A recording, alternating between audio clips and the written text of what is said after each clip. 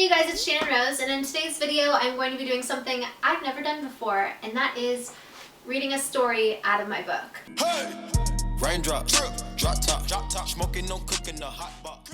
Now I had to clear some things up before I get into this because I had posted a video, a Storytime video entitled "My Parents Tortured Me as a Child" or something like that.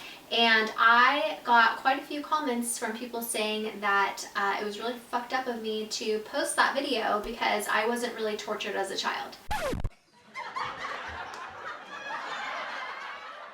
Clearly these people are new to my channel. They don't know me very well, so they don't know and haven't seen a lot of my videos, where if you have, or if you've read my book, you would know I was severely abused as a child. Not from my parents, but from my stepmom, which is going to be one of the stories I tell you guys today. That's in my book. And I was a little annoyed because although some people might not find that story time of my parents putting spikes in my mouth torture in their eyes, from my perception and as a child at that young age, having spikes in my mouth was very uncomfortable for me, and it was a form of torture in my opinion. It's something that obviously my parents did to help me, but it was not fun, and having spikes in your mouth I think is like medieval times type of torture shit. Like, I don't think that you should do that to your kids. People had said like I was making my parents look bad. I'm very, very close to my parents, and before I put anything out in public or on the internet about them or anything like that, I always talk to them before to make sure that it's okay and it's not going to upset them or hurt them or make them embarrassed or ashamed in any way. My family is very open like I am, and we are okay with sharing our lives and our experiences, so in no way were my parents upset. They look back at it now and think that it's very funny. If you guys don't know what I'm talking about, you can watch the video. I'll link it down below. It was a story time, and I'm sorry if I offended you, but I do know what it's like to be abused. I was abused as a child, so I understand completely what that's like. And so yeah, I didn't really appreciate people telling me that I was fucked up and that I should change the title and all these different things. So I'm sorry if I offended you by that title, but everybody's perception of torture is like different, and it was kind of like a joke. Like, the title was like a joke.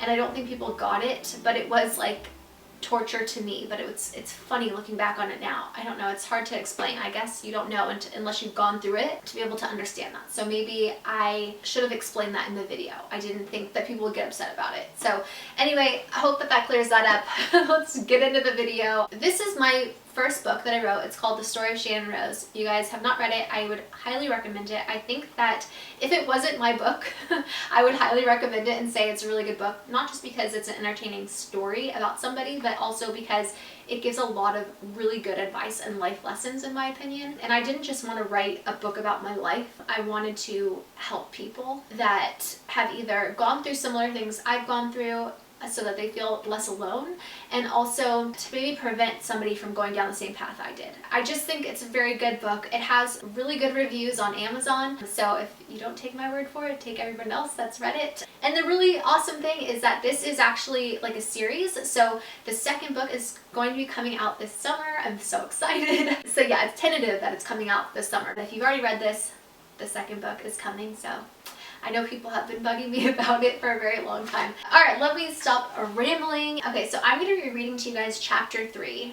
And this is going to be kind of weird because I'm going to be like reading from a book, one of my story times. So you'll have to tell me if you guys like this or if you don't, but I just figured I'd do it anyways. So it's called Drugged Up in the Asylum. And I put a quote at the beginning of every chapter, and this quote says, "Jail was preferable. In jail, they only limit you physically. In the mental ward, they tampered with your soul and your mind." And that's by John Kennedy Toole. Okay, here we go. I don't like reading my own book. I haven't read it since I wrote it because it is very emotional to me. "Misty was becoming confident in her abuse as the years went by, and as I got older, it inevitably got worse. I progressively started to give her more attitude, but now I did it in front of others, like my sister, her kids, and my dad, whereas before it was just somewhat between her and I when no one else was around. Since nobody really knew the truth, or they turned a blind eye when I would outright give attitude to Missy. They thought I was being mean to her because she broke with my parents. My father would get extremely upset with me when I was rude to Missy. He would tell me to treat her with more respect. I tried to tell him how abusive she was, but he never believed me. My father believed that I was telling stories to split them up. Clearly, Missy was manipulating my father's mind as well. She groomed him for anything that I could have said to him, so she would never get caught. I wish he would have believed me, just once. When I did try to tell my parents, my father would just end up getting mad, and when I told my mother, she would call my dad, which of course would get my dad mad at me again. It ended up causing a lot of drama, so I eventually stopped telling them anything regarding Misty. I was still very young, and so I slowly came to think that stuff like this was typical within families. That was my life during those years, and I believed it was normal, so that became my thought process of why my parents never did anything about it, until the night Missy tried to kill me. I had no one to talk to, so I turned to writing. It was a way to get things out in the open, express myself, and release some of my feelings. It was my own kind of therapy I had found comfort in, and it made me feel better.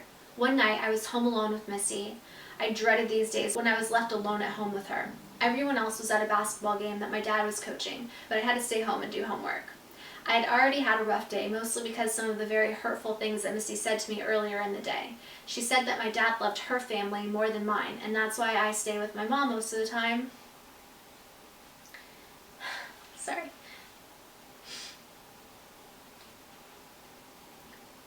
And if my dad had it his way, he would never see us because he doesn't like my mom, and that we remind him of her.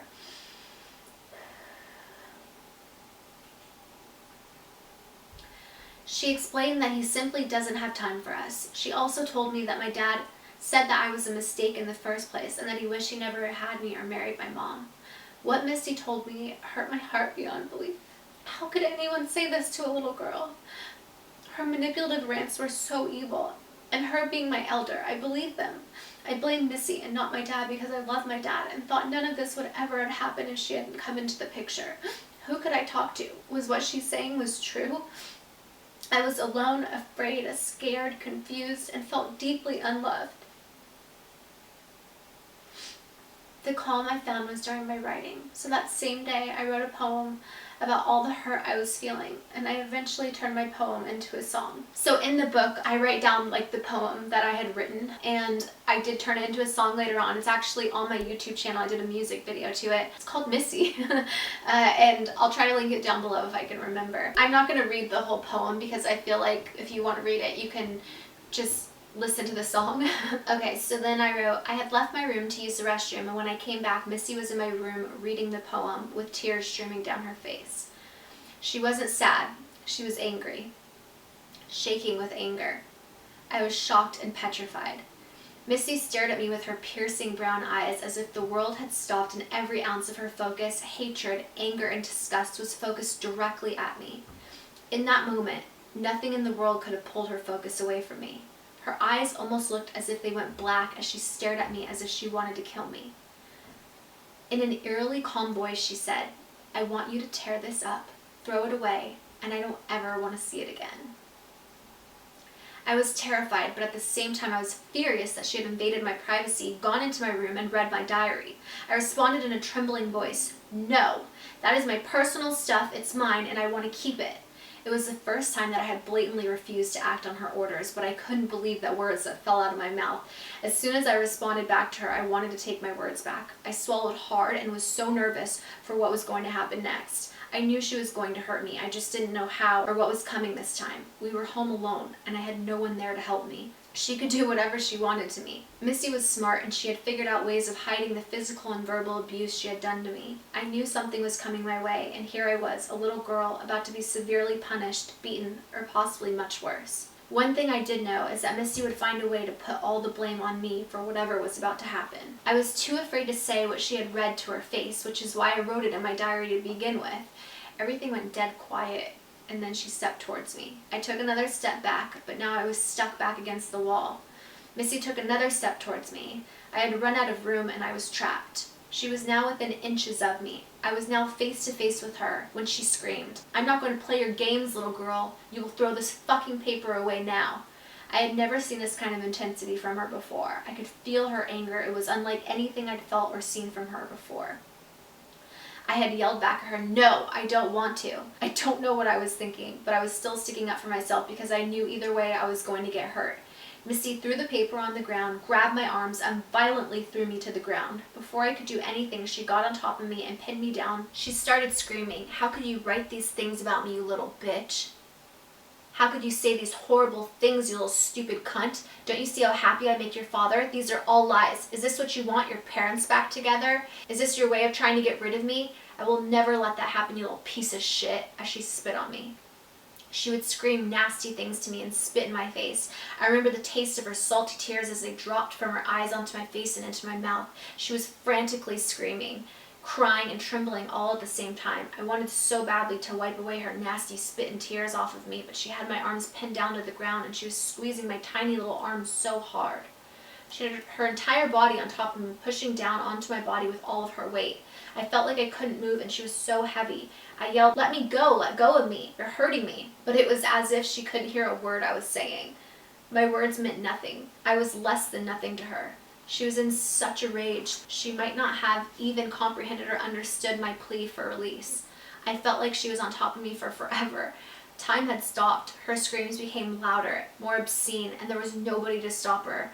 Her face turned red. As I stared at her face, she started to look like the devil in human form. Her veins bulged from her forehead, and her eyes bulged and took on a blank stare. A stare in which I was not viewed as a little girl or even a human being, but a thing. A thing that was getting in the way of Misty's supposedly perfect life with my dad. I might as well have been a lifeless object. My hands and feet went numb. I began to lose circulation in my arms. I started to lose my strength. I just kept hoping she would let me go. Somehow, I eventually managed to get up and get away from her. As soon as I did, she chased after me. I immediately ran to the kitchen to get the cordless phone to call my mother. I ran as fast as I could around the other side of the house and back into my room and locked myself in there before she could get to me. I tried to call my mom, but my hands were shaking so badly and I was in such a panic I couldn't remember my mother's phone number. Misty was now right outside my door, banging and screaming hysterically and demanding that I open it. Nothing was going to make me open that door, not after the torture I had just endured. I was going to stay locked in my room until my dad had come home. 30 seconds later, the knocking stopped. I thought it was over, so I decided not to call my mom, which would start another fight with my dad. That turned out to be a very bad decision. All of a sudden, I heard the doorknob turn. That crazy psycho had picked the lock. I hid behind the door, and when the door opened and she walked in, I shoved past her and ran out of my room and hid in the coat closet by the front door. I tried not to breathe or exist. I heard her go into the kitchen and bang a drawer shut. She began to call my name like we were in a twisted game of hide and seek. I was shaking and crying and trying to catch my breath, and I just kept hoping that my dad would come home early. Her voice got closer and closer. I knew she had to be within a few feet of the closet door. Hiding in the closet seemed like a good decision in my frantic panic, but now I was frightened that I would become trapped. If she found me, there would be nowhere for me to go. In that moment, I made a quick decision. I would rather make my attempt at an escape than be cornered in a dark closet. I pushed open the door and ran out. When I turned around, she was standing right behind me with a large kitchen knife in her hand. I started crying loudly and told her that I was sorry and that I didn't mean what I had written and that I would throw the paper away. But it was too late. She bolted towards me and I started running away from her as fast as I could. She started chasing after me with a knife in her hand. Was she trying to kill me? I was crying hysterically. I could barely catch my breath. My adrenaline was going and I couldn't believe what was happening. I truly believed that I would have to defend myself and fight for my life. I ran into the kitchen and I grabbed the biggest knife I could find and turned to face her. Without thinking, I rushed towards her with the knife and started to confront her. I ran after her and she started laughing as she began to run away from me. She thought it was funny. She was enjoying this. It was as if it was a sick game she was playing. A sick and evil game played with a helpless little girl. I don't know how, but I was able to get back to my room again. I grabbed the cordless phone that was in my room and quickly dialed 911. I told the operator on the other end what had happened, and she told me to stay on the phone with her, but I needed to call my mom. I wanted a chance to tell my mom I loved her, in case Missy got to me before help arrived. Immediately after I told the operator our address, I hung up and I called my mom and tried to explain everything in 10 seconds, what had happened, and that she needed to come and get me. Once Missy realized I had called for help, I heard her go into the kitchen and quickly put her knife back in the drawer. And then she yelled to me from the kitchen, "You're so dramatic, Shannon." She said this in such a calm, adult voice. She was so good at being crazy. Then the chaos ended. or so I thought. I stayed locked in my room, hiding under my bed with a million thoughts in my head of what was happening and what had occurred. I remained under the bed until my mom arrived. Not long after my mom arrived, the police showed up, which created a huge scene in our neighborhood. I was so relieved knowing that I was now safe. Nothing would happen to me with other people around, especially with the police or my mom near me. I was told to stay in my room while the police spoke to Misty and my mom. They spoke to some of the officers outside to go over the story. I was scared I was going to get in trouble from my dad for calling the police on Misty, but I didn't know what else to do. He still hadn't gotten home, but I knew he would find out what had happened. A little time went by, and when the police were done talking to my mom, Misty, an officer came into my room to talk to me. The officer asked me to explain to him what had happened. I was so nervous to talk to the police. I told him what had occurred, and it seemed like everything was okay. The officers asked me to stay in my room, so I did. 30 minutes later, an ambulance arrived. I was then handcuffed and told that I would be put on a 72-hour 5150 hold in the hospital. I remained in handcuffs as they put me in the back of an ambulance. I didn't understand what was happening. I was so confused. I asked them what they were doing. I remember the officers kept saying that it was for my own safety. I thought to myself, my own safety? I wasn't the issue here. Misty was the problem. I was the victim. How did this get so turned around? I was freaking out. Was I in trouble? I wanted my mom and my dad. I didn't want to go to a hospital. I asked an officer if my mother could come with me, and they said no. Misty had told the police that I had chased her around the house with a knife and tried to stab her. She said that I kept screaming and yelling that she broke my parents up and that I wanted her dead. Misty took the poem I wrote and showed it to the officers and my mom as proof that I hated her and made up stories. My poem and Misty's made-up story was enough to seal the deal with the police and enough evidence to have me taken away. She was such a good actress and so manipulative that she even convinced my own mother that she didn't do what she did. Soon after, the ambulance left with me in the back, handcuffed, and left to deal with every possible emotion a little girl could have. I was being ripped away from my home and I had no idea where I was being taken. I thought I was going to a regular hospital. I couldn't have been more wrong. You never forget the first time you were committed to a psychiatric hospital. I was 12 years old. I remember it well. Frightened and terrified are a couple descriptions I would use. The name of the mental hospital was Pine Grove Psychiatric Hospital. I was admitted to the adolescent ward to be exact. I was in shock when I first arrived. Shocked and confused is a better way of putting it. I had never lied to my parents other than the occasional small lies kids often tell, like not eating a cookie before dinner kind of thing. So how did I end up here? Everything happened so fast and I couldn't understand why nobody believed me. Being taken into a mental hospital is fairly what you might imagine. Something you would see in a movie, but nothing can prepare you for the feel of it all. It's as if it's not really happening, but you keep waking up and realizing that it's real. The blank walls with no pictures. The smell that I just can't describe properly. The doctors in all white coats, the staff in scrubs, and the eerie, quiet, yet random odd noises that creep into your ear. But before I could even comprehend my environment, there are standard procedures for newcomers. They took my shoelaces and my ponytail holder away. They also made me remove the drawstring from my pants I was wearing at the time. Anything that could be used to hurt yourself or someone else was taken from me. I was given a pamphlet of my rights as a patient there. I had to keep asking myself over and over if this was real. I could not believe I was standing in an asylum. Every second was like a surreal nightmare that refused to end. I hoped that I would wake up. I could not stop crying, and all I wanted to do was go home. So I'm not going to read the rest of the chapter because it is really long, but at the end of each chapter, there is a lessons I learned. So I do want to read that to you because if you can't afford my book for some reason, I think that it would be nice for you guys to hear this. So for this chapter, even though you didn't get to hear the rest of the story, these are the lessons that I learned. I am now petrified of psych wards. The main thing I learned from this experience is that there is no drug in the world that can replace real life and happiness. When you hand someone over to a psychiatrist, say goodbye. They may never return. Now, this is not true for everyone, but it was for me. I learned one fundamental thing through that experience. As a child, you do not have much control over what happens to you. I was put into a psych ward against my will. But what you do have control over is how you choose to experience what you go through and the way that you think and perceive things. You could think like I did, life as I know it is over. Or you can change the way you think about the whole situation. If I could have written a letter to my 12-year-old self, it would have read, Shannon, this sucks, but there is always someone else that is worse off than you. Be grateful for what you do have that is positive, and no matter how bad something is, it could be worse. At least you're in a safer place where Missy cannot hurt you. You are still alive. You won't be in here forever. Think about the things you are grateful for instead of all the bad things going on, and you will be on your way to true happiness. It is during the worst times in our lives that we need to change the way we think about our experiences. Because I've never done this before, I don't know if it's like boring for you to watch me read out of a book. If you like it, let me know. Give this video a thumbs up. And let me know if you guys just like traditional story times, if you guys want to hear more stories out of my book or what, let me know. Thank you guys again so much for watching. I really appreciate it. I'm sending you all my love and all my positive energy, and I hope to see you in my next video. Hey you guys, it's Channon Rose, and in today's video I'm going to be giving you guys a pregnancy update.